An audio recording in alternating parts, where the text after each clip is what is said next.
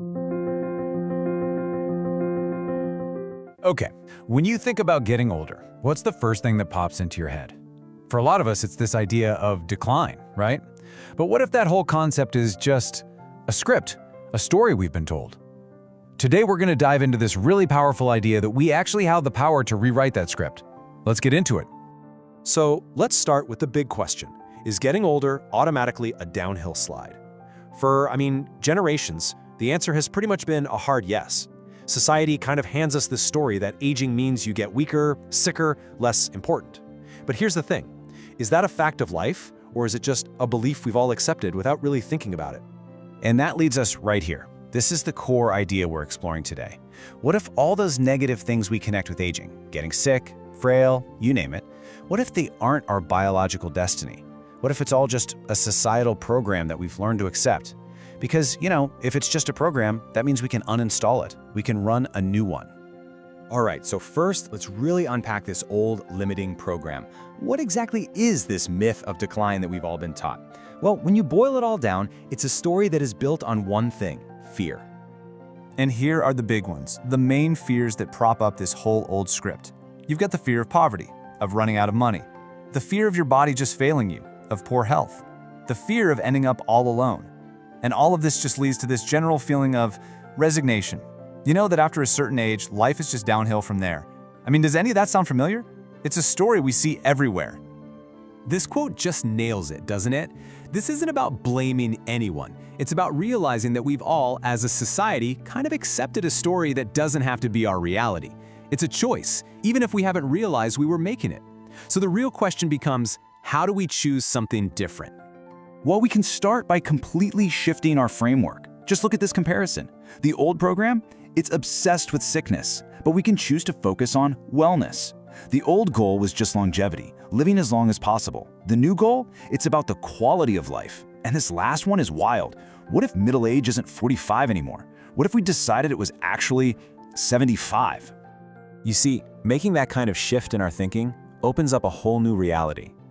It's what our source calls our treasure years. This isn't about pretending we're not getting older. It's about redefining that time as a period of incredible value, of growth, and of contribution.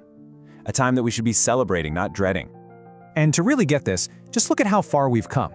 Life expectancy has absolutely skyrocketed.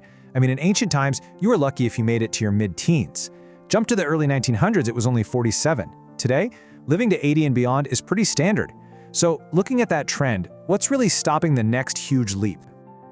The idea here is that we can actually take a quantum leap in our thinking and start aiming for a new accepted lifespan of 120, maybe even 150 years. I know, that sounds totally out there. But think about it. Living to 80 would have sounded just as crazy a century ago. The key idea, and this is so important, is that our beliefs can literally pave the way for our biology. So what are these treasure years, really? It's this beautiful idea that with these longer lives, the second half isn't just an afterthought. It's a whole new, exciting chapter. It's not a time for winding down, but a time for using all that deep experience and wisdom we've gained. A time that could be even more rich and fulfilling than when we were young. Okay, so this all sounds fantastic, right? But how do we actually do it?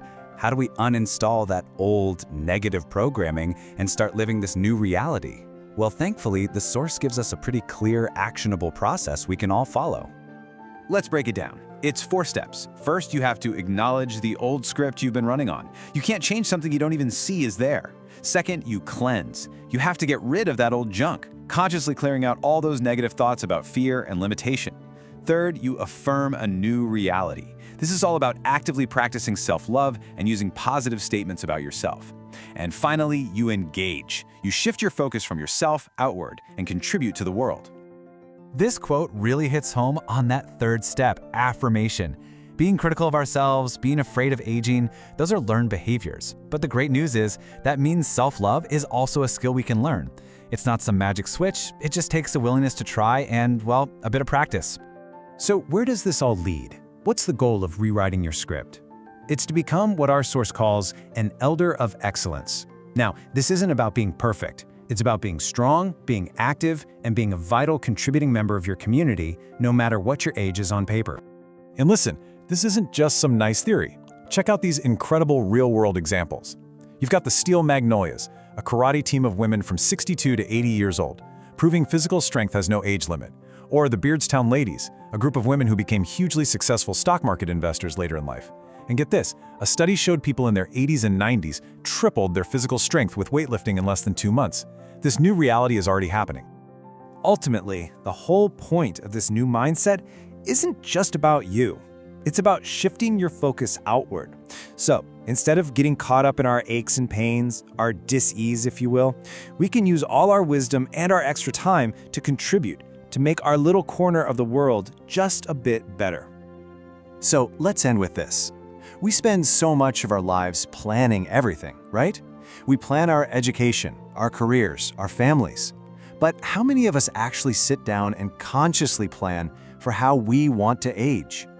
This whole idea suggests it might be the most important plan we ever make. So what are you going to write in the script for your treasure years?